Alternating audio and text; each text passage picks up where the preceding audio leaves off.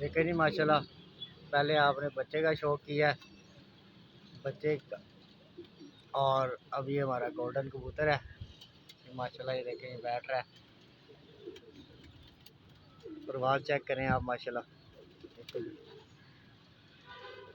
माशाल्लाह।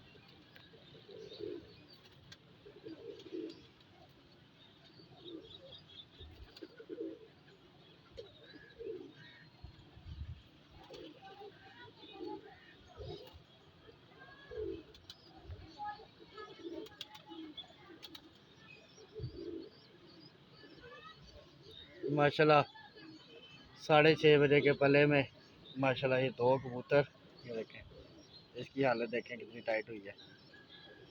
देखें ये जुट बैठी है माशाल्लाह अभी 3:30 बजे।